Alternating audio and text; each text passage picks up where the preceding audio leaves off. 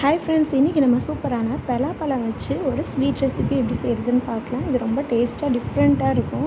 கண்டிப்பாக நீங்களும் இதை ட்ரை பண்ணி பாருங்கள். இதுக்கு ஒரு பவுல் எடுத்துக்கலாம். அதில் ஒரு கப்பால் பார்த்திங்கன்னா மைதா மாவு எடுத்திருக்கேன். ஒரு பிஞ்ச் அளவு சால்ட் சேர்த்துக்கலாம். சால்ட்டு சேர்க்கும்போது நமக்கு இனிப்பு நல்லா தூக்கலாக இருக்கும்.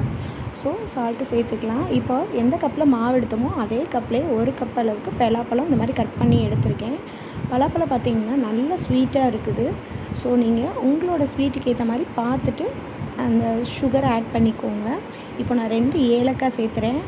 ஏலக்காய் ஒரு 5 ஸ்பூன் அளவுக்கு நாட்டு சர்க்கரை சேர்க்குறேன். நீங்கள் வெல்லம் வேணுனாலும் சேர்த்துக்கலாம். துருவின வெல்லமாக பார்த்து சேர்த்துக்கோங்க. நாட்டு சர்க்கரை நான் ஒரு 5 ஸ்பூன் சேர்க்குறேன். இது கரெக்டாக இருந்தது ஸ்வீட்டு. ஸோ நல்லா நம்ம இதை நைஸாக அரைச்சிக்கலாம். நம்ம தண்ணி விடவே வேண்டியது இல்லைங்க. நல்லா நம்ம அந்த பலாப்பழத்துலேருந்து விட்டு வர தண்ணியே கரெக்டாக இருக்கும். இப்போ கடைசியாக நம்ம மாவுக்கு மட்டும் கொஞ்சமாக அலசி விட்டு தண்ணி சேர்த்துக்கலாம்.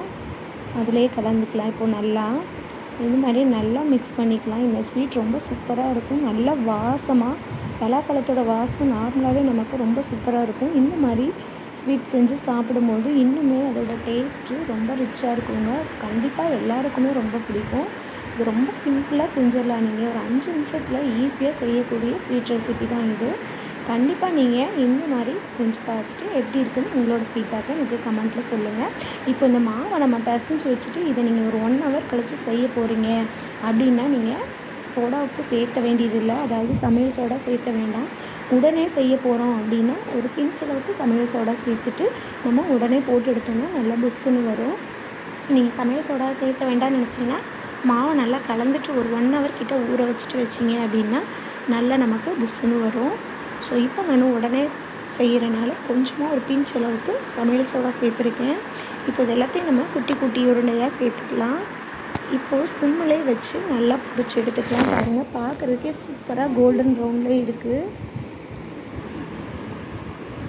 இது ரொம்ப டேஸ்ட்டாக இருக்குங்க.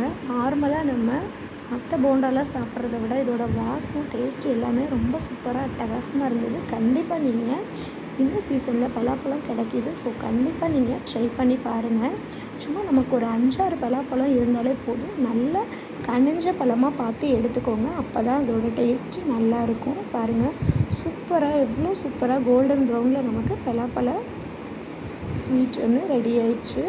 கண்டிப்பாக நீங்களும் ட்ரை பண்ணி பாருங்கள். ட்ரை பண்ணி பார்த்துட்டு எப்படி இருக்குன்னு உங்களோட ஃபீட்பேக்கை எனக்கு கமெண்ட்டில் சொல்லுங்கள். நீங்கள் இப்போ தான் நம்மளோட சேனலில் ஃபஸ்ட் டைம் பார்க்குறீங்க அப்படின்னா சேனலை சப்ஸ்கிரைப் பண்ணிவிட்டு ஆல்ரெடி பட்டனை கிளிக் பண்ணி வச்சுட்டிங்க அப்படின்னா நான் போடுற வீடியோஸ் உங்களுக்கு உடனுக்குடன் நோட்டிஃபிகேஷனாக வருங்க. பாருங்கள், சூப்பராக ரெடி ஆயிடுச்சு. ஈவினிங் டைம் ஸ்நாக் ரெடி ஆயிடுச்சு. Okay friends.